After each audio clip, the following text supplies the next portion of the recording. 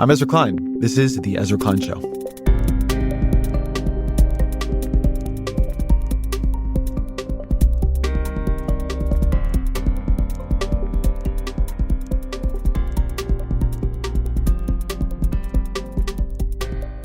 Let me state the question of this episode clearly. What the hell has happened to the Republican Party?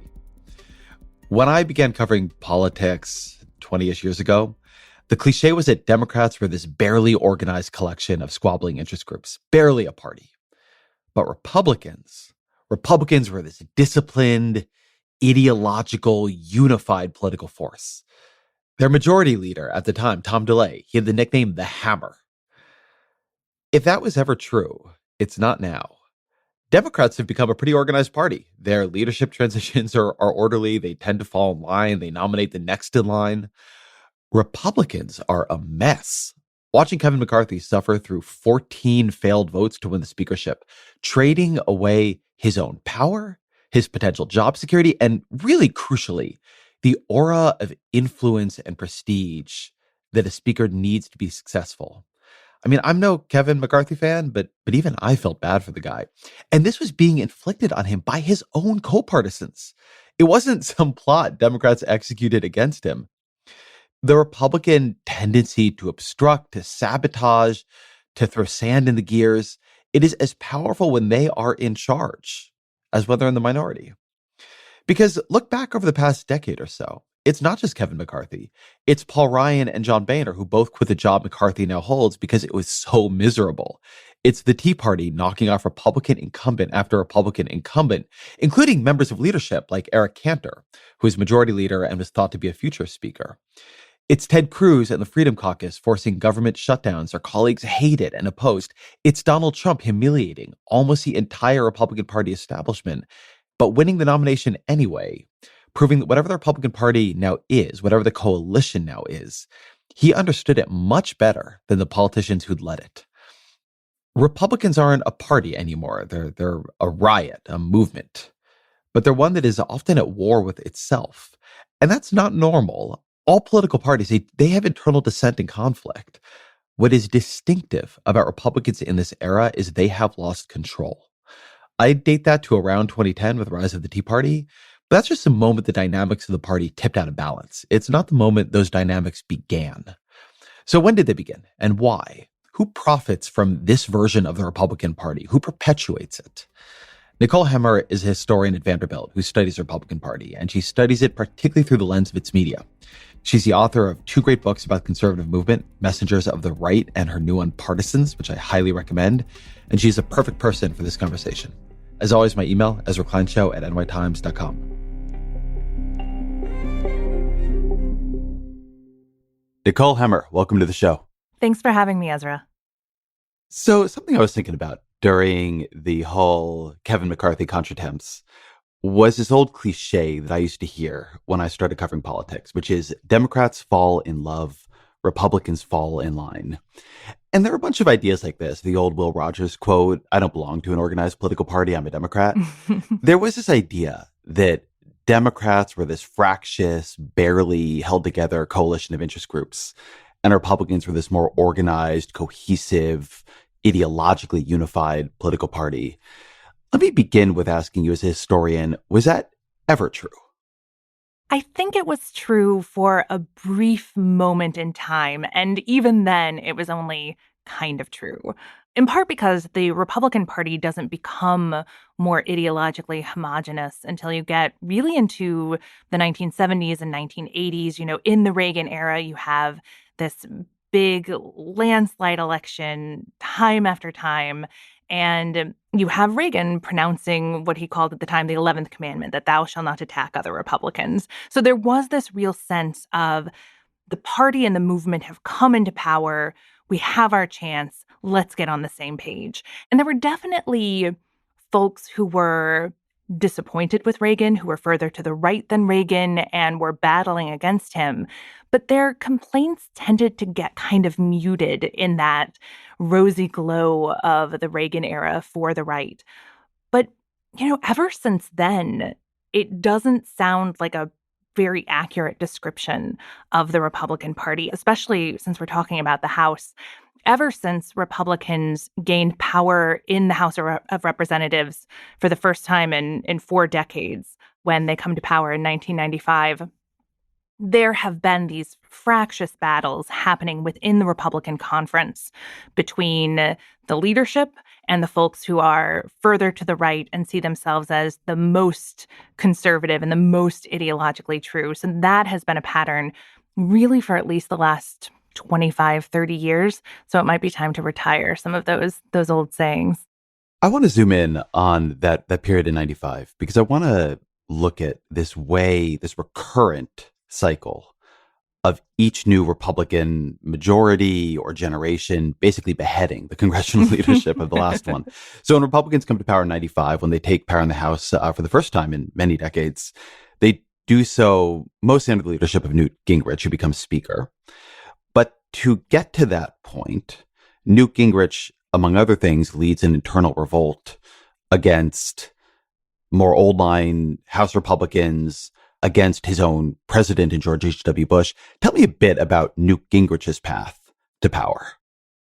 Newt Gingrich is such a fascinating political figure. You know, he's actually a PhD in history. He was a history professor in Georgia in the late 1970s. And he runs for Congress, and he's a backbencher, right? He's this guy from Georgia, and he has his sights set on remaking the Republican Party. He's just full of policy ideas, and he's full of political tactics that he wants to roll out. And he has his eye on power, which is an odd thing for a backbencher in a party that has been in the minority for decades to aspire to.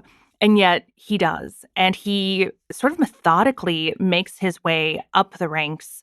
He builds the Conservative Opportunity Society and is associated with something called the G.O.P, the G.O.P Political Action Committee. So he starts to build institutions within the Republican Party.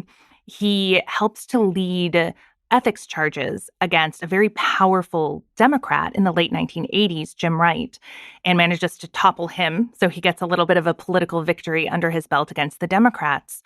But then, as you note, his path to power from then on out is through Republicans. He works very closely with the Bush administration on working on the 1990 budget deal. This is the budget deal that is going to raise taxes, and it is going to break Bush's read my lips, no new taxes pledge. And at the very last minute, when Bush is going out to the Rose Garden to announce this budget plan, Gingrich, who is supposed to be out there with him, be part of this photo opportunity, veers off and goes to the cameras and attacks the plan. And that really is the moment when you see that Gingrich is going to take on his own party in order to find a path to the speakership. And that's a path that he ultimately manages to create by 1995. So you're I guess I've already said you're a historian, but I want to ask you very like a meta-historical question here, because I have read a dozen books about the great man of history theory of Newt Gingrich and how he puts American politics on an entirely new path. And I'm always a little uncertain if I buy it, in the sense that there have now been so many Newt Gingrich-like figures that have risen to prominence in the Republican Party. And there have been a number who tried this in the Democratic Party and basically got nowhere. That one thing I often wonder is whether or not the Republican base was simply waiting for this figure. And yes, Newt Gingrich was the one who appeared at that moment. But if it wasn't him, it would have soon been someone else, because this is what the party had become. They were looking for these insurgent, counter-establishment, culture war-like figures. I mean, Pat Buchanan is in the same era. Rush Limbaugh is in the same era. And so as much as Newt has his singular dimensions, that the focus on him, the idea that it could have been that different, isn't really that true. And you know that because repeatedly Republicans have found other figures like this, going all the way, of course, now to Donald Trump, to support. Gingrich was an innovator, and he was somebody who showed a path forward for conservatives and Republicans who came after him. But you are absolutely right that he was leaning into a moment. Certainly, Pat Buchanan's 1992 run showed that there was real discontent with the Republican establishment. And that's actually important because, if you're talking about, say, the 1960s and 1970s, there isn't much of a conservative establishment to be upset with in the Republican Party. It really takes those massive victories by Ronald Reagan and George H.W. Bush, all that institution building for think tanks, in order for there to be a kind of robust conservative Republican establishment to push back against. And Pat Buchanan pushes back against it. Rush Limbaugh pushes back against it on his radio show. He supports Pat Buchanan in the primaries in 1992, which elevates his reputation as a kingmaker and as somebody who is the voice of the base. And that really is a moment when you're starting to see a distance between the conservative base and what it wants, and these Republican presidents and Republican leaders. And so Gingrich is absolutely reading the tea leaves in many ways. We tell the story of Newt Gingrich as radicalizing the Republican Party, moving it to the right, but that's a kind of flat picture of Newt Gingrich because he was also looking around and saying, it's not just Pat Buchanan, it's Ross Perot, who was the third-party challenger in the 1992 and 96 elections and attracted a significant number of votes and reflected this sense that American voters were really frustrated with the system as it was. And Gingrich compromises a lot on conservative ideology in order to try to attract some of those Perot voters into the Republican camp. So he's a savvy political figure, but he's also kind of a bridge figure to the Tea Party caucus and to some of the House Freedom Caucus that we see today. 1992 is so extraordinary to me. It's one of these moments where the entire egg that is a Republican Party just seems to me to be hatching. Yes. Because you have Buchanan, you have Limbaugh, you have Newt, you have Perot. But I want to go back to something you mentioned, which is this moment where Rush Limbaugh endorses Pat Buchanan. And the George H.W. Bush White House has I think, a fairly extraordinary response to that. Can you talk through that story? Absolutely. So the Bush administration is looking out over the political landscape in 1992. The threat from Pat Buchanan is much larger than they thought that it would be. Buchanan, even though he loses the New Hampshire primary to Bush by like 16 points, he got a lot closer than any of the people in the Bush White House were comfortable with.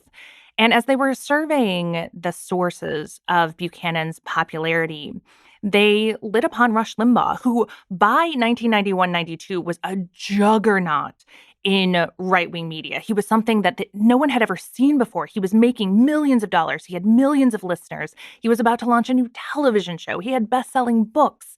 He was this very singular figure, and nobody knew how much influence he might have on the conservative base. But what the Bush administration knew was that Limbaugh liked Buchanan, and Buchanan was doing better than expected. And so they needed to harness some of that Limbaugh energy. And so in order to do that, they tap the person who is going to be Limbaugh's television producer and who has been a consultant to the Republican Party and to several Republican presidents, Roger Ailes. And they invite Roger Ailes, who would later become one of the founders of Fox News. They invite Roger Ailes and Rush Limbaugh to the White House to have a night at the Kennedy Center with George and Barbara Bush, to stay over at the Lincoln bedroom and really to court him. And there is this one moment that Rush Limbaugh will talk about for the next 30 years where President Bush picks up his bag and carries it in. And in many ways, Limbaugh latches onto that moment, not as Bush being this generous, blue-blooded wasp from New England, but as the president carried my bags, right? I have the power in this situation. The president waits on me. And that dynamic is going to define a lot of Limbaugh's career, but also is pointing to some things that are shifting within the conservative movement and the Republican Party, where candidates and presidents are becoming more reliant on the conservative media systems that people like Rush Limbaugh are building. It makes me think of a legislative fight I covered in 2007, I think it was, where George W. Bush, George H.W. Bush's son, was pushing an immigration reform bill. And this was a priority for him. It was part of, him and Karl Rove trying to build this enduring Republican majority. It was a priority for the business wing of the Republican Party. It was championed in the Senate by, among others, John McCain. And I think the expectation, I think it's fair to say, in politics was that it was going to pass. It was going to pass. And then there is this massive revolt that emerges. And it is centered in talk radio. There are these studies that come out later about just how much of its time conservative talk radio was spending on this bill. And talk radio actually manages to turn enough Senate Republicans and House Republicans and Republican elites against the bill that it dies. This signature initiative of a Republican president is killed by the Republicans, not primarily by the Democrats. And I think you just begin to see this over and over again, that Republican media, because in some ways, and we can get to this, it's a truer voice of the Republican grassroots than the Republican Party is, it can actually beat the Republican establishment, and it does. And every time it does it, it becomes more powerful and more able to do it again. And I can't think of very analogous examples on the left. A lot of your work is on Republican media. So why is it so powerful vis-a-vis the Republican establishment? It's a great question, because I think this is one of those codes that the left has been trying to crack for a long time now, because they see the power of conservative media to pull the party to the right, and they wonder why there isn't something equivalent on the left. The answer is complicated. In part, it is that from pretty much the very beginning of the Cold War conservative movement, so as early as the 1940s and 1950s, conservative activists were turning to media, whether it was publications like National Review or radio shows like the Mannion Forum or the Dan Smoot Report. They were turning to media to affect political change. They believed that messaging and ideology came packaged together, and if you could just get it in front of enough people through magazines, through radio, through television, that you would be able to build a sizable movement that could affect political change. So there's a history of conservatives building their own media and of conservative Americans listening to conservative media as part of their conservative identity. And a lot of this happens because there's this very robust media criticism at the heart of the conservative movement, that the existing media, so whether it's, New Yorker Magazine or, or like CBS News or what have you, the New York Times, that existing media aren't actually neutral and objective, that they're biased toward liberalism. And since you're engaging and reading and listening to biased media, you should be listening to media that's biased towards conservatism, because those are the right values. And so that is important, because by the time you get to the 1980s and 1990s, by the time you get to Rush Limbaugh, part of being a conservative in the United States really is consuming conservative media. And there's not an analogous movement like that, or a way of thinking about politics and media on the left, certainly not among liberal Democrats. So that's part of the reason. And then these institutions, these media institutions, they're not just spreading messages, but also from pretty early on, they're getting involved in politics. So that idea that media and politics are intertwined, not just on a messaging level, but really on an institutional and structural level, is something that on the right it now has, like a 70-year history. That's a lot of institution building. That's a lot of messaging and political identity building that there just isn't yet an equivalent of on the left. I want to spend some real time here on the asymmetry in media structures, because obviously it's something that I've experienced to some degree. And I want to give some credit to the right-wing view that there is, I don't exactly want to call it a bias, but there's a liberal acculturation in a lot of the media, that the people in major newsrooms are themselves much more liberal than they are conservative. And there's an integration in a funny way between what you might think of as liberal media, an MSNBC or an American Prospect, which is a small magazine I started out at, and mainstream media. MSNBC is part of NBC. Mm-hmm. And I know from having worked there that if MSNBC is getting liberal in a way that NBC feels reflects badly on it, that the hammer comes down and people get very upset and it becomes like a big internal political problem.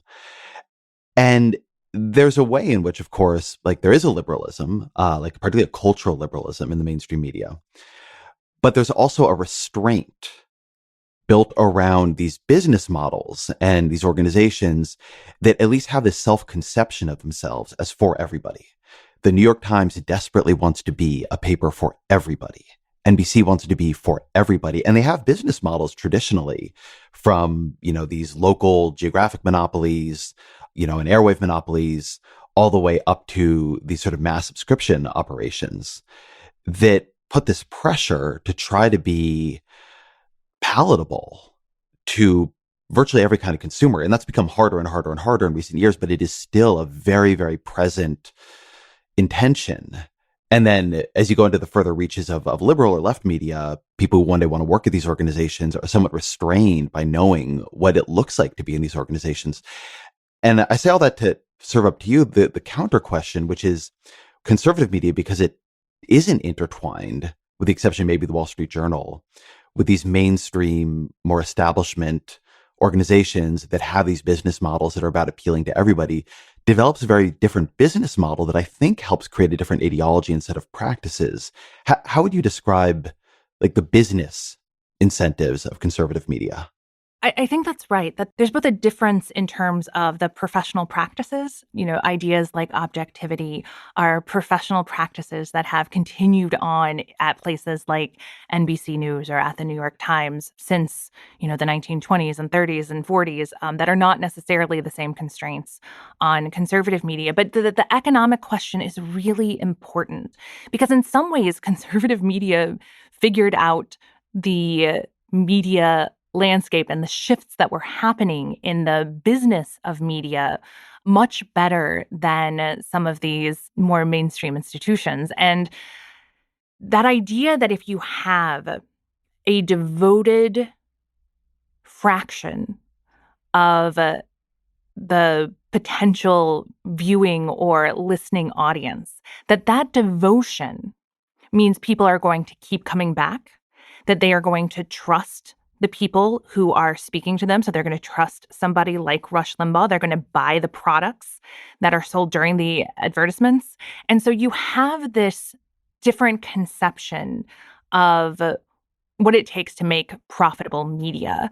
And Rush Limbaugh is really an innovator in this front. The conservative media that I was talking about earlier, like National Review, like the Smoot Report, they had not cracked the business code.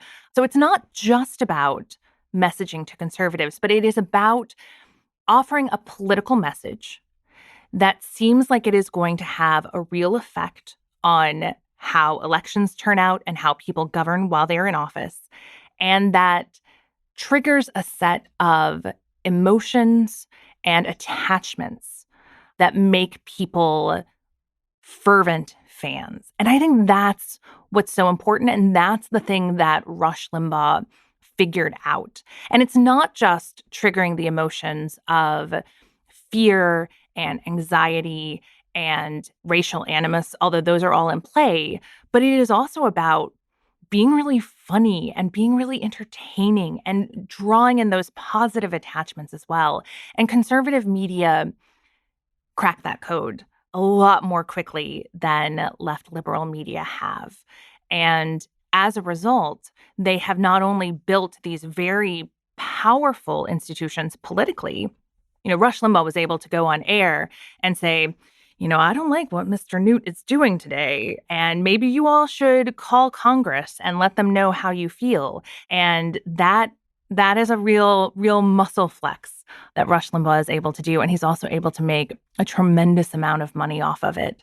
So that idea of kind of micro-targeting or understanding narrowcasting, that you want a small devoted audience and you can make a lot of money that way. The right figured that out much more quickly, in part, as you noted, because they weren't necessarily constrained by those professional practices that a place like CBS News would have. I think part of it is that they figured it out, and I wonder how much they were forced into it. And something I think about here is about what attracts people to a media organization. When they come to you, what are they coming for? And in a lot of conservative media and some liberal media, they're really coming for the politics. If you watch Fox News, if you listen to, back in the day, Rush Limbaugh, maybe today Ben Shapiro, if you watch MSNBC, you're coming for the politics. And so if that politics is conservative, that's really, really important. If it's a liberal, it's really important. A lot of other kinds of media organizations, more mainstream organizations, I think something that often gets missed and is really important is that politics is one of the things they do, often not the main one, often definitely not the one that keeps people coming back, right? In local newspapers, a sports section and the classifieds were really, really important. At the New York Times, how do you feel about our cooking content, our recipes? Like, what do you think of Wordle? It really matters. Like, that's a big part of the business. It's not the only thing. The style section is important. The book review is important. These things that are really not in that way political.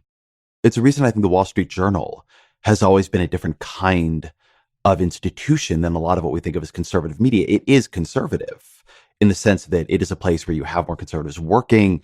It's owned now by Rupert Murdoch, but it's a business newspaper first. And so it has this other set of things it is doing before it gets into the question of its own politics. NPR is another good example of this, where, culturally, I think it's fair to say it is liberal, but is what NPR is doing, is it first politics? No, they're trying to be a news organization and have these local affiliates. It's a bunch of other things. So I wonder how much one of the things that has also happened here is that a lot of the space of these organizations that are cross-pressured in their missions, cross-pressured in their offerings, and so a little held back from going all in on politics. Those organizations had taken up a lot of that room. And so as conservative media emerges, it is more explicitly conservative. The market niche it is filling is not a counter news or media establishment, but an unfilled political conservative niche. It's such a smart observation, Ezra, because that's exactly right. The kinds of stories that make their way into conservative media, they're not always about electoral politics, but kind of the hump that you have to get over to talk about a story on, say, Fox News, is that it has to have a politics to it, right? It has to fit into a broader narrative about politics, about the right, about conservatism and culture. And that is something that is built into the missions of these outlets from the very beginning. Whether you're looking at something like National Review that comes out of this frustration with feeling that conservatives aren't well enough represented in the Republican Party or in institutions like universities, or if it's something like Fox News that, even though it declared itself to be fair and balanced, was clearly trying to tap into a more conservative political market. If that is your identity and your mission from the start, that it shapes why people come to you, but it also shapes the content that you put on. And if you stray too far from that, people might go with you a little bit if they are really attached to a particular host. So I think you're exactly right about looking at the mission and the purpose of these outlets in order to understand why they function so differently. Well, one recurrent story I seem to see play out in right-wing media is that media outlets that are, ultimately close to people in power, right? Sean Hannity is very friendly with Donald Trump. They're all friendly with George W. Bush.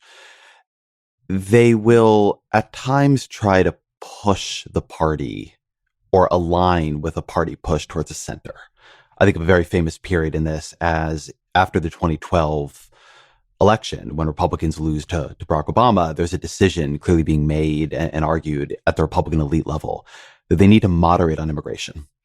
And so there is this big effort. The gang in the Senate emerges and they come up with this immigration bill.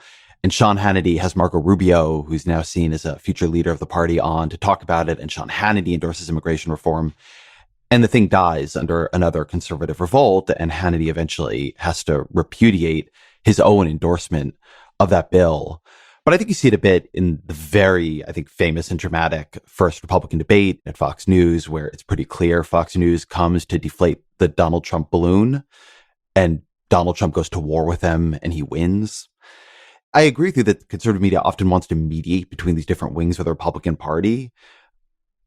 But it seems in the end that they need the audience. And the audience is this more ethno-nationalist, counter-establishment base, which is not the elite level of the Republican Party and is often in somewhat contradiction to them, but is becoming, through this whole era, just more and more the audience for conservative media, and is able to use conservative media and drag conservative media towards itself in a way that really increases its influence over the party.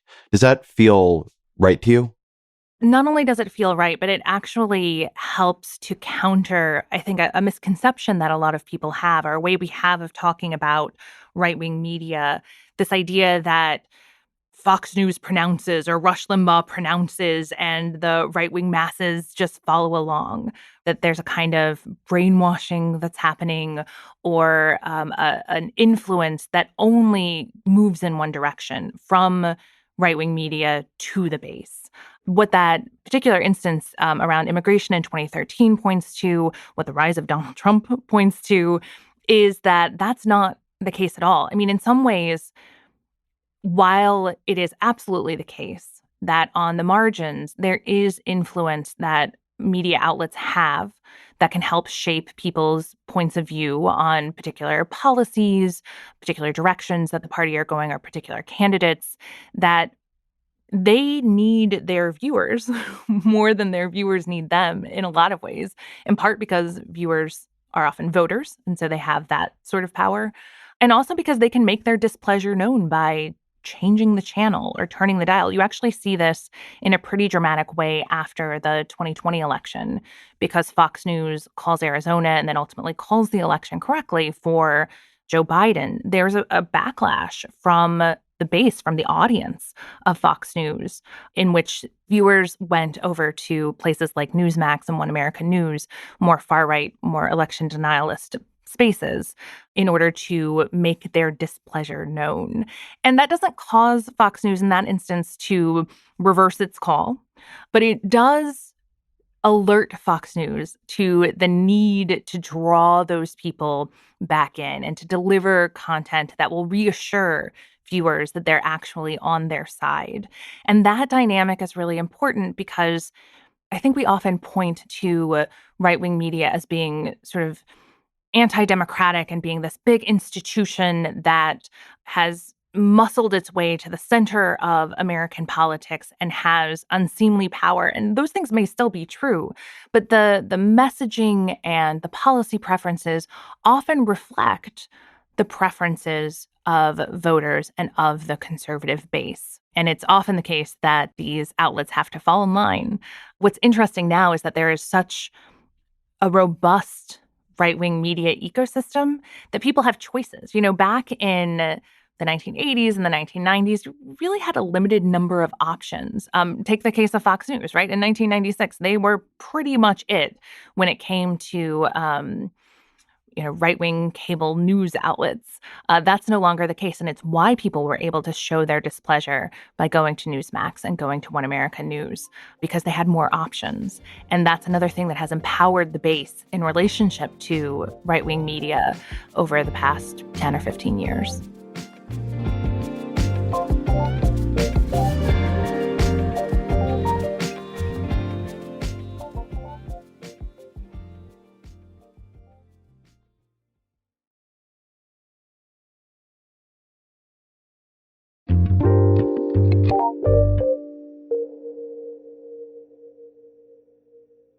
So one theory of the Republican Party that I am interested in is that it has long had this contradiction at its heart between its moneyed funder, corporate Koch brothers class, right, which has built very, very powerful extra party institutions like Americans for Prosperity and, Heritage Action and the American Legislative Exchange Council and so on.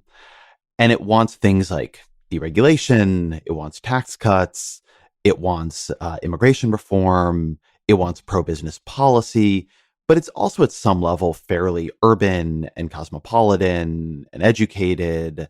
It's not upset about the cultural direction of the country, really. It wants money or it wants the ability to make money.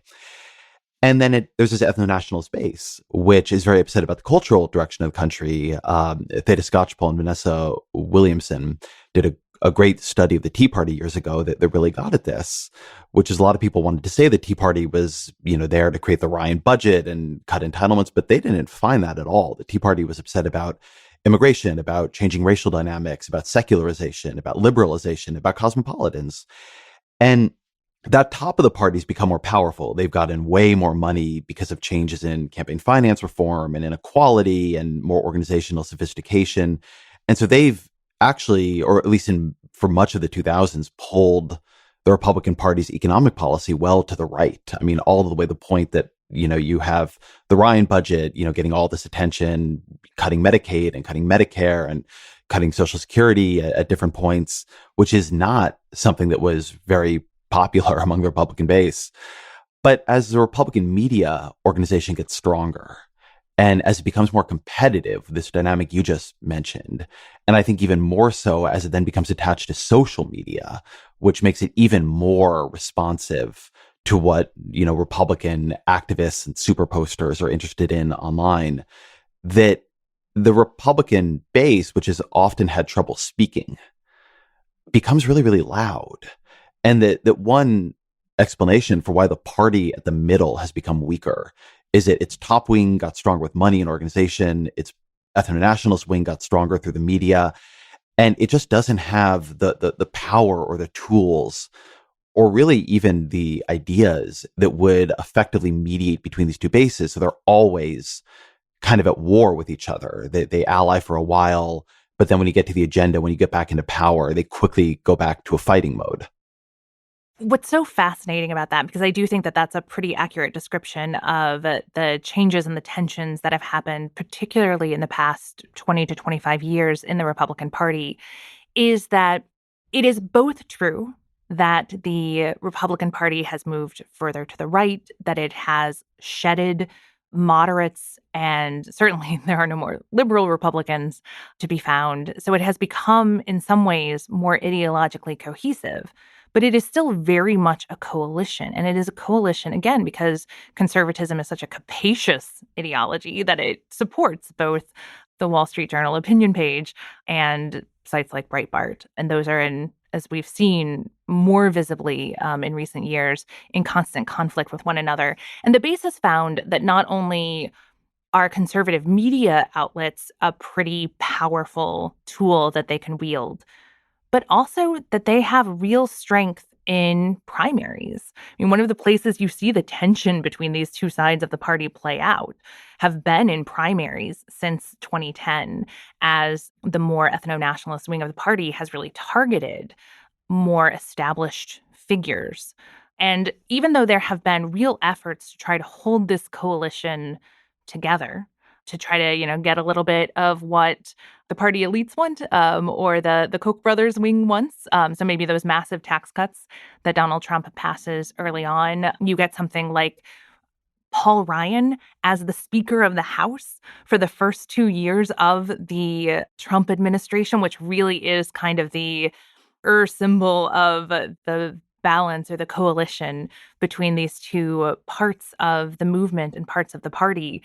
But at the end of the day, where is Paul Ryan, right? Even though he was quite young and seen as the policy wonk driving the Republican Party, he's not in Congress anymore. He retired from his life as a member of Congress in 2019. But there is this sense that there is just this coalition that is working things out, and that in the past, I would say 15 years or so, the base has found so many more tools. You're right about social media as one of those tools. You're right about conservative media as one of those tools. I would add on that the ability to do fundraising with small dollar donations. That has been a pretty empowering tool for parts of the right-wing base to push back against those big Coke money donations and level the playing field a bit. I think that last part is so important because there's a shorthand. I was just using it. You have money at the top and media at the bottom. But media in online small donor fundraising world becomes money. I think it is so telling that if you look at Open Secrets, which tracks money in politics, Marjorie Taylor Greene is one of the top 10 House fundraisers of the 2022 cycle. And Marjorie Taylor Greene's colleagues hate her. The sort of Coke wing of the Republican Party is not there for Marjorie Taylor Greene and her Jewish space lasers. But she is just a constant figure in right-wing social media and media.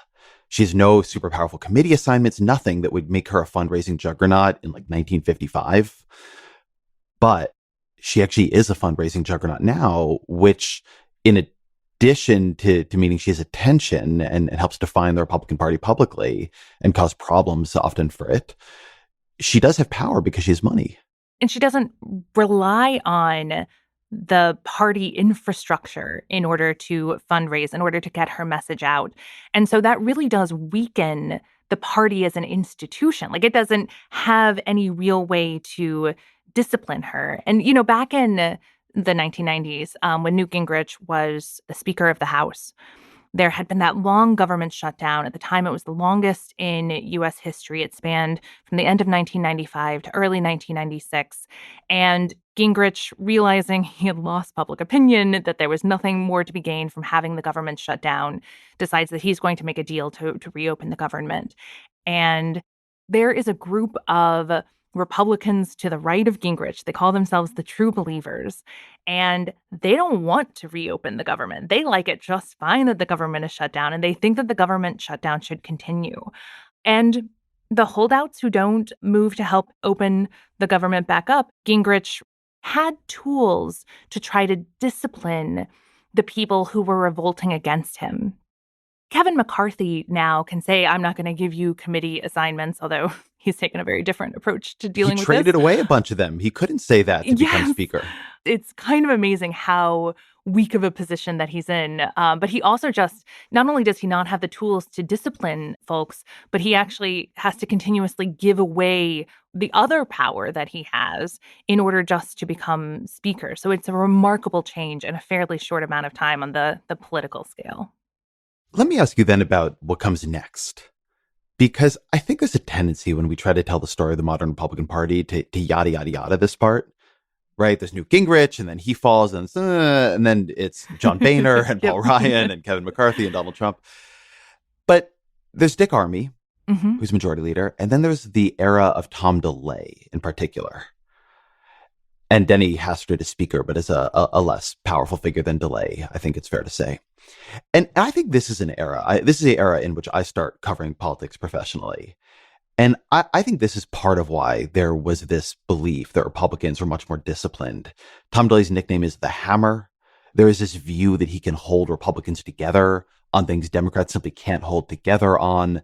There are these famous instances of unbelievable legislative arm twisting, like when they're trying to pass Medicare Part D and they hold the floor vote open forever. They end up with ethics complaints because of like how hard they squeeze people, which is seen at the time, I think, as an example of DeLay's power and ruthlessness. And Democrats would never do this. And I think you can sort of, in retrospect, look at it differently and look at it as an example of how hard they had to fight to pass this bill that maybe had actually a lot of dissension around it. But how do you understand the DeLay period and this period in which Republicans are seen as a more ruthless congressional force? That period is really important as a transitional period. You've come out of the Gingrich era, which was, to call it tumultuous, to put it very gently. Like, it had been an era of tumult, and there were real fractures in the Republican conference. But there were also then new kind of rules put into place to help with cohesion. The Hastert rule comes out of this era, this idea that we're not going to put anything on the floor that doesn't have a majority of Republican support behind it, right? We're working within our conference instead of compromising and working with Democrats. So that kind of helps in a way. And there are still ways to discipline members of the party, right? The conservative media strength is still growing in that era. It's still an era of transition. Fox News had been on since 1996, but it was still kind of finding its way forward, finding its way to having a more substantial base for people to be able to access Fox News was still an early project in the early 2000s. You start to see at the beginning of the 2000s the proliferation of talk radio voices. That's when Sean Hannity gets his show, when Glenn Beck gets his show. So there's a moment of ferment, and the landscape is changing very quickly when it comes to media.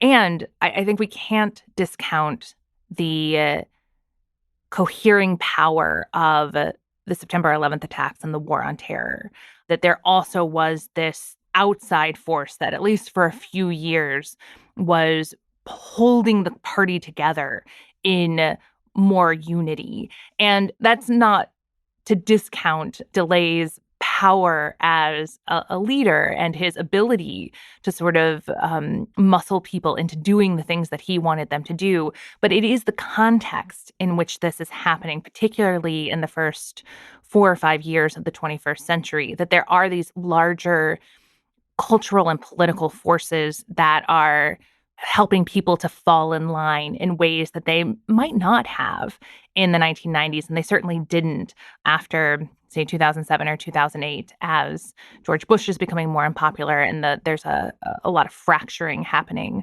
on the right.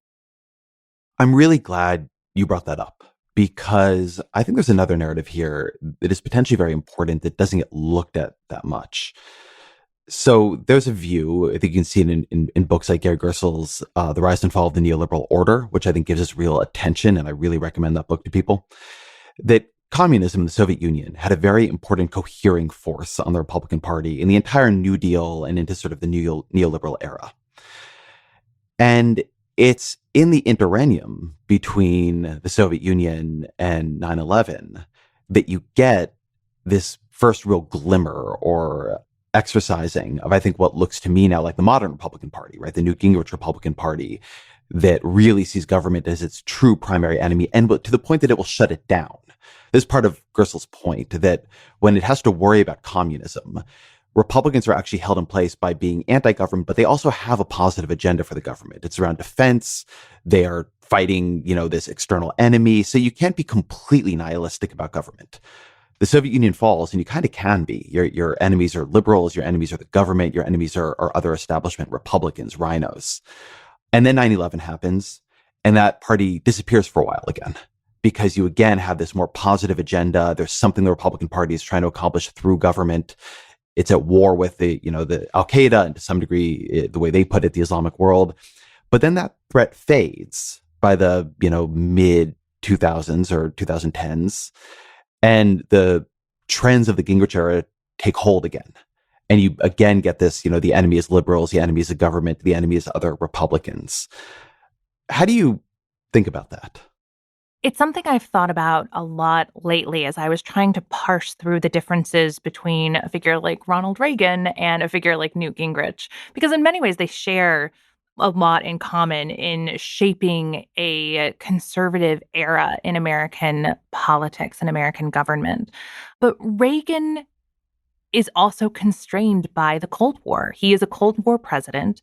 And it's not just that he has to find those positive roles for government in places like military and things like that, but he uses a language of democracy and freedom that is very much shaped by defining the U.S. against the Soviet Union and has real policy implications for Ronald Reagan, right? He is pro more open immigration because he believes that the free movement of peoples is part of the democratic system and what makes it better. He is for free and open trade because he believes that the free movement of goods is part of democracy and part of what makes an open society. And it is telling that in the immediate aftermath of the fall of the Berlin Wall and the dissolution of the Soviet Union, you see a figure like Pat Buchanan emerge, who does not feel that he needs to have those same paeans to democracy that Ronald Reagan brought forward, who in fact is pretty skeptical of democracy as a system of government in a way that he couldn't necessarily have embraced so vocally during the Cold War. It is no wonder that in the 1990s, you see the rise of a nativist anti-immigrant movement that is very contra the kinds of policies that Reagan was promoting in immigration reform. And so there is something about the kind of disciplining or constraining effect of these big geopolitical battles. And I think that that was important for somebody in shaping somebody like George W. Bush, who had kind of a more constrained view of the role of the U.S. in the world when he was running for president in 2000, that looks very different after 9/11 when he has a more interventionist approach to foreign policy. And so I do think that those bigger geopolitical dynamics are important. What I wouldn't want people to take away from that, though, is that there is something particularly rosy or affirmative about having those kinds of dynamics, because, of course, there are enormous costs to those dynamics as well. And whether it's red baiting and the Red Scare, or whether it is investigations and surveillance of Muslim Americans, right? There's a real cost to that cohesion because it involves having someone who is the enemy. And that often involves the idea that there is an enemy at home as well. I agree with all that. But I wonder if this need for an enemy ever goes away, because I think one of the implicit arguments here is that it doesn't. It just turns inward when Republicans don't have a cohering enemy outward. I wonder how much you buy this argument that is very common among political scientists. You see it, for instance, in this book, Asymmetric Politics by Matt Grossman and David Hopkins, that the central difference between the parties is that Democrats are a policy demanding coalition. Democrats have things they want the government to do. All these different coalitions or parts of the Democratic coalition, they're here to get something from the government. And Republicans often don't. They're a more ideological coalition. They're more about values. They're more about a way they want the country to be. And this is why I found Gersel's argument interesting, because he's saying that in times of this kind of foreign threat, Republicans actually develop a more coherent agenda of what they need from the government. And then a lot of other domestic policies begin to make its way under that agenda. You go back to, the highways being built for national defense, or the way that George W. Bush was able to get a lot of, I think, domestic work done under the sort of post 9/11 unity and urgency. But without that, Republicans, they have a self-negating quality to them. They're this anti-government party, increasingly an anti-establishment party. So when they run the government and they are the establishment, those tendencies can't but turn on themselves. And even worse, because the way the American government is constructed, and you need a lot of bipartisan cooperation, if your enemy becomes the Democratic Party. I had Michael Brennan Doherty, a Republican, or a conservative, I should say, writer, on a few months ago. When I asked him, what is a Republican Party? He said, well, it's not the Democratic Party. If your enemy is the Democratic Party, but you often need to work with the Democratic Party to keep the government running, like for debt ceilings or to get bills passed, and yet your whole politics as a Democratic Party is the central threat to American life, at some point that just becomes irresolvable. Like there's no way to act in a way that brings all that together. Which is the crossroads that we're at this moment, right? This moment of both stasis and real danger that's growing out of that stasis and that kind of lockedness. I do think that there is something to this idea that when in the face of a large geopolitical threat, that creates much more space for, in particular, a president to act and to pressure members of the party that otherwise would not necessarily cohere as quickly. This is not surprising that in states of emergency, there's just more room for presidents. Part of the reason why we get so much innovation under Franklin Roosevelt and the New Deal. It's why we get so much innovation and institution building during the Cold War. So I do think that is right. What I would just want to emphasize a continuity, which is it's not as though, the Republican Party pokes up its head in 1991, looks around and says, oh, no, we have no more enemies. We must go after the Democrats. Like that anti-liberalism and anti-Democratic Party and that real and pretty fervent dislike, disdain for attacks on Democrats and liberals and the left, that is there throughout. I think it becomes more visible, and it becomes much more the driver of a much broader body of politics because the constraints of the need to address these larger international threats has been eased somewhat. What's so remarkable about the Bush era is how quickly that all falls apart. You have an event like 9/11, and you have all of this sort of bipartisan support for something like the war on terror. And yet by 2006, George W. Bush is ineffectual as a president and facing just repeated revolts from the base. And it could be on things like his nomination of Harriet Miers to the Supreme Court. It could be the immigration example that you mentioned earlier. That part of the dynamic might be that when Americans are particularly concerned about these larger outside threats, that they rally around government and they rally around presidents in particular even more. And that popularity is part of what gives those presidents and those politicians more room to maneuver, as opposed to something else, right? That popularity and public support is one of the big components, and maybe the political structure through which, or political reality through which, their power derives.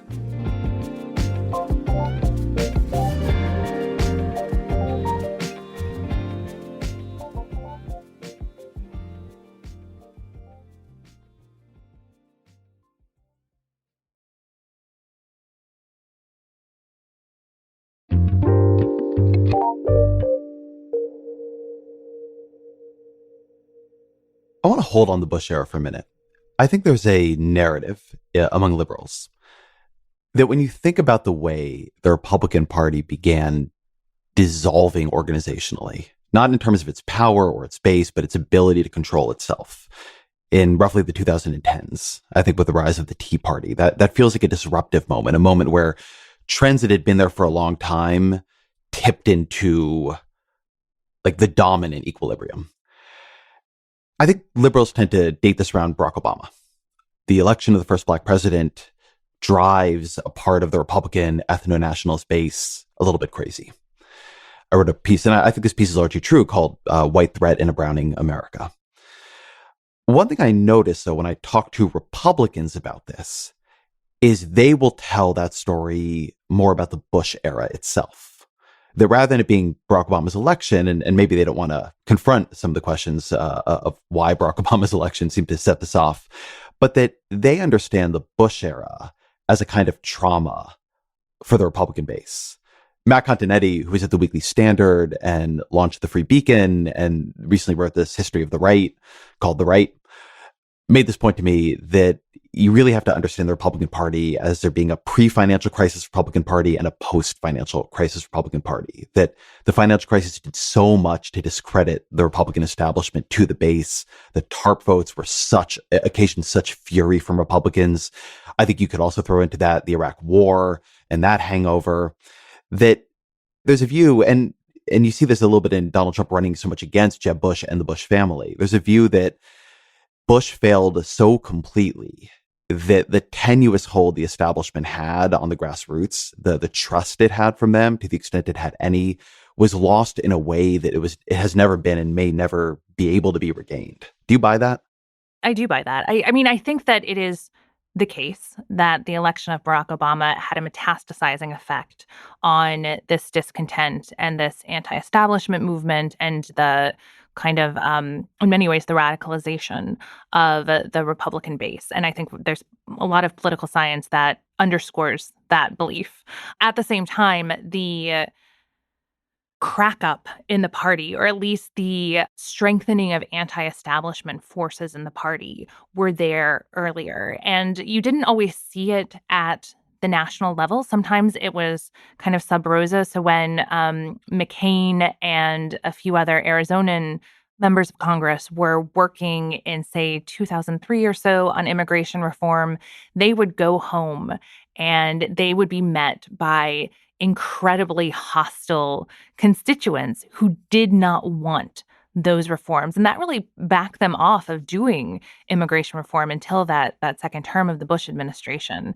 Again, like the revolts that were happening against Bush, they weren't just about the housing crisis, although of course TARP and those votes have a huge effect on the disaffection towards President Bush, but it was already there. You know, the loss of the 2006 midterms, the corruption and all the scandals that the party was dealing with in 2005, 2006, the sense that Bush was just helping out his buddies and he was appointing kind of these people in positions that weren't like out there to defend conservatism, but were there because they were golf buddies or they were friends. And so it was more of this kind of, you're not taking care of the movement, you're taking care of yourself. And that's not what we want. So that revolt was, I think, well underway in advance of the 2008 election.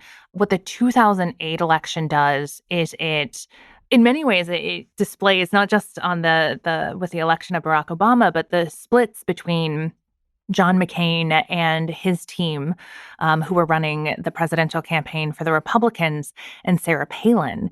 That is one of those points where the tensions between somebody who was seen as an outsider and an up-and-comer and somebody who was willing to stand up to the establishment actually face off with the establishment, as she detailed her fights with the campaign team within the McCain ticket. So I think that there's a lot you can see in advance of 2008 that suggests something much bigger was shifting, and in fact suggests that the September 11 attacks and the kind of political cohesion that followed for the next few years disguised a lot of the ongoing changes and unhappinesses that were already in place. I think that moment of McCain-Palin is so interesting. And it brings up this issue, which I think is really hidden by the singular way we talk about the Republican Party, the Republican base, the Republican grassroots, as if it's unchanging over time. It brings up this issue of how the composition of the Republican Party changes in this era. So you have had over the past, 20, 30 years, a real change in educational polarization, in particular, the Democratic Party is winning over in an accelerating way since Donald Trump. College-educated whites, who used to be an important backbone of the Republican Party. Democrats are becoming much stronger in the suburbs, weaker and weaker and weaker in rural areas. And if you think about the Republican Party, and frankly, the Democratic Party is always having pro-establishment and anti-establishment wings. One thing that seems to me to have happened is that the voters the Republican Party lost were the voters inclined towards the establishment. And they've gone into the Democratic Party, and I think made the Democratic Party a more pro-establishment party than it used to be, closer in some ways to big business, etc. And the Republican Party has imported a lot of very, very anti-establishment voters who in many cases are the kind of, Richard Hofstadter, paranoid style in American politics voters. And so just the relative strength of the Republican electorate, how strong the people who believe in institutions are versus how strong the people who are really in politics because they hate institutions and feel they're corrupt and feel they should be mistrusted and burnt down. And that is their politics. It's not a kind of nihilism. It's a belief about the world. That's really easy to miss, but I think maybe the core of this story, actually. Right. And that there is, as part of that anti-institution, anti-establishment ethos, there really is an idea that you cannot brook any sort of compromise.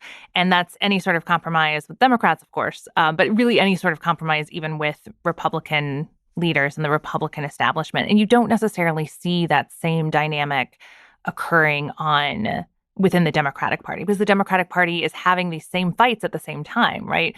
Barack Obama is the less establishment candidate than Hillary Clinton in 2008. The fights between Bernie Sanders supporters and Clinton supporters in 2016, right? The same kind of dynamics are playing out, but there is a kind of reconciliation that happens, in part because I think that, and refers back to something you talked about earlier, there are bigger policy goals that are at play. And so you have the fights and then you fall back together in order to move forward toward those goals incrementally. And so in many ways, I guess kind of what you're seeing is a reverse of the line that you opened this conversation with, which is Republicans fall in love and Democrats fall in line. And for the less establishment forces in the Democratic Party, they've been more willing to work with leadership, I think, than you have seen on the Republican side. And part of that is, as you're pointing out, that there really are just two very different groups. And in fact, you saw these two very different groups in the 20 or so anti-McCarthy votes in the recent leadership fight, that there were actually two groups involved in that fight.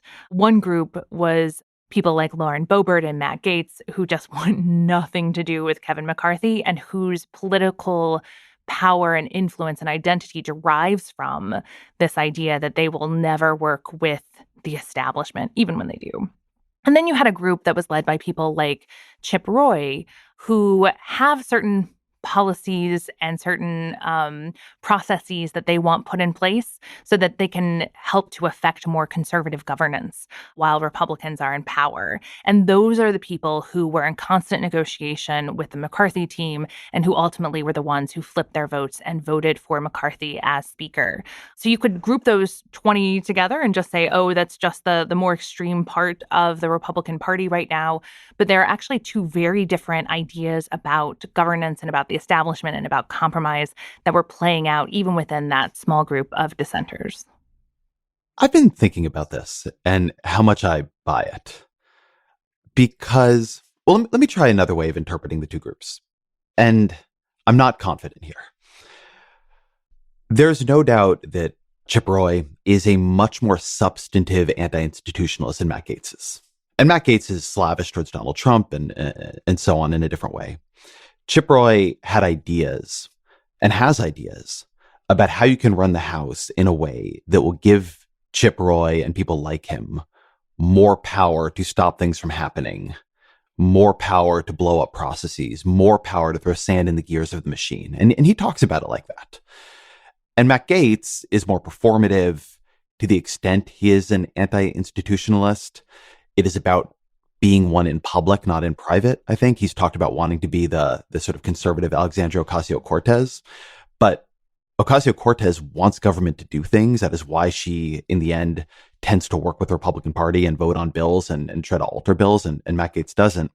And so I don't want to say there's no difference between a Gaetz and a Roy, but I think what unites them, which is really important, is that they don't want the government to do much. They're not there to achieve something. They're there much more to either express displeasure or actually be part of an action on stopping, particularly Democrats, but often I think for them Republicans, from achieving things. They were on board with enough in the Trump era that it's like the Republican Party is a very different beast in opposition than it is in the majority. And so you can get into a lot of Talmudic questions about how deep these views run, but trusting that sincerity can change as your interests change. I do think there's something there that is still this desire to make the place not work as opposed to make it work. And those aren't really two sides of the same coin. They're very, very, very different. That's a really excellent corrective, because what are the things that Chip Roy was fighting for? He was fighting for more power to stop something like the passage of the omnibus bill that kept the government open and running. He was fighting for more power to be able to wreck the debt ceiling negotiations. So yes, like he's kind of savvier. He understands better that you need to change the tools of the institution and the processes of the institution in order to do those things. Whereas Matt Gaetz is just kind of dancing around, trying to blow it up rhetorically. So I do think that that difference is less important than what unites them, which is the problem of having anti-government forces who are running the government, is that ultimately you get what we have seen increasingly and repeatedly over the past 30 years or so, which are government shutdowns and crises over debt ceilings and sequestration and all of these maneuvers that work to make government less effective. And in fact, that underscores a broader political goal that most people now, I think, within the Republican Party or at least the office holders within the Republican Party support, which is you shouldn't trust government, don't like government, government is bad, and look, it can't do anything. And part of the reason it can't do anything is because we're making sure that it can't do anything. And that has been a pretty vicious cycle that the country has been caught up in for more than a generation now. Why are Republican, I don't want to call it moderates, but less conservative figures so weak? So imagine another way all this plays out. You're on failed vote 11 for Kevin McCarthy. And I think the fact that Kevin McCarthy has won the speakership is basically a disaster now. He is so weak. He has been proven so weak before he ever takes the gavel. The fact that he is not the guy is just obvious. And he is in a lineage of failed speakers now. Like Paul Ryan slinks away after just a couple of years. John Boehner quits whistling zippity-doo-dah. Eric Cantor, who was supposed to, the third member, along with McCarthy and Ryan of the Young Guns, who is considered the likeliest speaker of them all, loses in a primary to Dave Brad. I mean, being Speaker of a Republican House is just a disaster of a job at this point. And McCarthy is, from everything we can tell, looks like he's going to be the weakest of the crew. And the idea that it is this conservative rump, the Freedom Caucus controlling everything, it is repulsive to the 40 or 50 Republicans on the other side of the caucus. And they could have joined with Democrats or others to elect a Republican speaker who is more their kind, right? You know, bring Fred Upton of Michigan back or something. And they don't. They don't do anything. They just submit and submit and submit and then whine in the press and submit and then eventually lose elections because a party's gone so far right that their districts are no longer defendable. And I don't get it. I don't get why so many of these people are so weak, what it is about the character of the Freedom Caucus that will let them stand up and go to war for what they believe in. And yet the Republican center, or, you know, further left even than that, has so little interest in trying to wrest their chamber back from the people who have taken it from them and have weakened them. I mean, I think that at least part of it is they're pretty outnumbered, even if there are 40 or 50. And I agree that moderates isn't the right term, but that we also have a kind of poverty of political language at the moment, that people who just want to get on with things and actually get things done. First of all, they might not identify as a cohesive caucus within the Republican conference, right? They might not feel a kind of unity of purpose that the House Freedom Caucus does. They're certainly not being backstopped by powerful media voices in the same way that the House Freedom Caucus would be. And it's probably really difficult to raise a lot of money off of the idea of partnering with the Democrats to pick a speaker. And that sort of illustrates one of the boxes that Republicans are in at the moment, is that you are going to face many more political problems in teaming up with the Democrats than you are going all the way to the far right of the party and mucking up the operations of the House. Just where the media incentives are, where the base incentives are, there isn't a passionate middle for the right or for the Republican Party. And so it makes it much more difficult to stick your neck out. And part of me also agrees with you, is like, what are you there for? Like, are you just there to continue to have power indefinitely until the process that you described happened, where you're finally forced out by a primary challenger from your right? Or are you there to actually do things? And if you're there to actually do things, you should probably get around to doing them and figure out the alliances and coalitions that you need to build to do the things that you were sent to Congress to do. There is very little political courage at the moment among that faction of the Republican Party. And in part, they're being disciplined by what they saw, say, around the January 6th committee, right? The folks who stood up and said, you know what, morally, I cannot defend the insurrection at the Capitol. Morally, I think that we need to do something, whether it's serving on that committee or impeaching Donald Trump. Like, we have to do something. And the people who went with what they thought was the right thing to do, ultimately it cost quite a number of them their jobs And if you don't see an upside to it and you want to keep holding on to your position because you believe there are longer term goals that you can continue to work on, that could be part of the dynamic. But now I'm just psychoanalyzing people because I also agree that it's a little frustrating for people in power to just ride the tides and not actually do much of anything. I think that's a fair psychoanalysis, and certainly the example of Liz Cheney, or for that matter, separately, all of your colleagues who have been primaried over the years is going to be in everybody's head. It just seems to me as a matter of survival, to say nothing of thriving, that at some point, the more mainstream part of the Republican caucus or conference would want to come up with something new.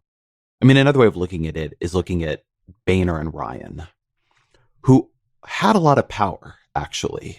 I mean, Ryan is quite well liked by his colleagues, just miserable. And Boehner was a, fairly capable speaker, not, I think, a historic man for the job in his time, but knew the institution, had support. And the thing that I notice with Republicans, which is interesting and consistent now, is that they really don't even keep fighting their own base. It's not like they typically fight and lose. Liz Cheney was interesting in that she actually ran and lost. But before you get to the Liz Cheney level of going toe to toe with the Republican Party, and particularly the Donald Trump wing of the Republican Party, you could really fight with the Freedom Caucus, and you could really be making other kinds of deals. You could be doing internal party warfare, internal party factional maneuvering. And a lot of them just retire rather than trying. Ryan's like that, Boehner's like that, and then they'll send me speak their mind 3 years later in a Tim Alberta profile in Politico or something. And it's just very frustrating. I don't think it's just not the history of party politics that parties stay the same way forever. But in the way that you did need people like Newt Gingrich to actually pick up on what was possible and organize against it, you do need people to try to create other realities and see if the response is there. And they just don't. They were all just so quiet in the McCarthy situation. I mean, they didn't come up with anything new they could do. They just, McCarthy, who had submitted to everything and was submitting to even more and trading away even more power, they never came up with another play that could sideline these people they hate. I think it's so important. They hate these members of their own party, and they do nothing about it. That should motivate them. Very frustrating.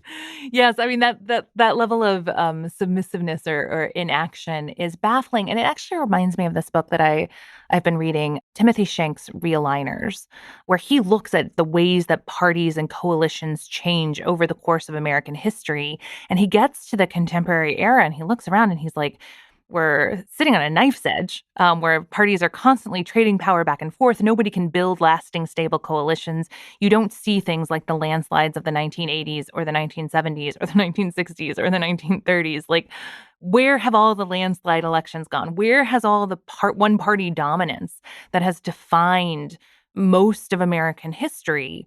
Where has that gone? Why can't people build these big, stable coalitions anymore? And that is a question not only for the Republican Party, but it's actually a question for the Democratic Party as well. And you can point to structural changes, issues around voting and gerrymandering and all of that. But it is also the case that the Democratic Party does not have massive majorities like we saw in an earlier era that allowed for a kind of stability of government and for more coalition building and for more horse trading and the kinds of things that would make for at least a functional politics, but at least move the country willfully in a particular direction.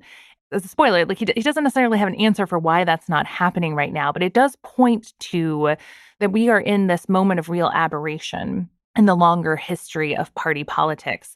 And this kind of weak-kneedness or this inability to do the kind of coalition building that has defined so much of American politics, that's an ingredient that is missing right now. And the politics that we see playing out, not only in the Republican Party, but in the Republican and Democratic parties, and in election after election, is a consequence of that lack of a real solid realignment in politics.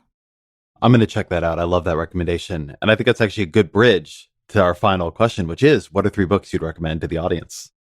Well, I have been reading so many really great history books lately. History books that are doing rich and innovative and deep work, but are also incredibly readable and accessible in a way that sometimes the most innovative work isn't. One that I would recommend is actually really well timed for the fact that we're at the beginning of a new year. People are thinking about hitting the gym again. It's a book called Fit Nation, The Gains and Pains of America's Exercise Obsession by Natalia Petrozelli. And it's basically like this 100-year look at exercise in the United States. And one of the things that's so smart about what she looks at is she looks at the way that exercise becomes kind of this luxury good as there's a public disinvestment from parks and physical education and the kinds of things that would help everyone have access to fitness and to exercise. So I definitely want to recommend that. There is a book that's not out yet, but it's coming out in May, and it's brilliant. It's called Dreamland, America's Immigration Lottery in an Age of Restriction by Carly Goodman. And it's about this thing called the diversity lottery, which is a policy that the U.S. uses in order to allow people from underrepresented countries access to the United States they might not have through skill visas or through family reunification visas. And it was originally created actually in the 1980s and 1990s because there were so many Irish immigrants coming to the United States without visas or falling out of status, so who were here without documentation. And powerful figures like Ted Kennedy wanted to work to put these people back into status and bring more Irish immigrants over because there were more people who wanted to come than the quota allowed. And what ultimately ends up happening, though, is that this diversity lottery becomes a key for people from places like Ghana to come to the United States. And it builds this whole infrastructure of a kind of lottery for coming to the U.S. It's a fascinating story. It seems like it's about a small thing, but it's actually this big, beautiful, sprawling story about immigration in recent years.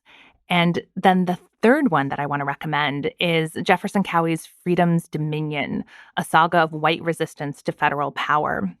This is a book about white resistance to federal power. It's a big, huge, long story, but he roots it in one tiny place, Barber County, Alabama, which is actually the county that George Wallace is from.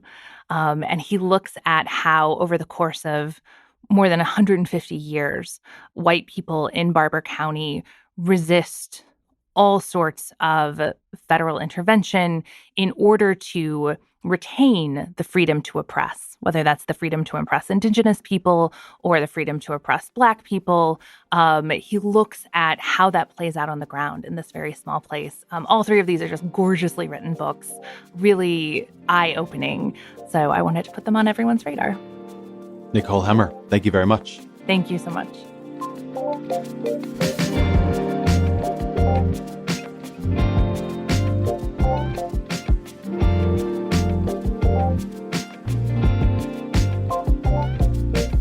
The Ezra Klein Show is produced by Emma Falgau, Annie Galvin, Jeff Geld, Roger Karma, and Kristen Lynn.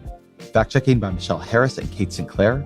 Original music by Isaac Jones. Mixing by Jeff Geld. Audience strategy by Shannon Busta. The executive producer of New York Times Opinion Audio is Andrea Strasser. And special thanks to Pat McCusker and Christina Sabiluski.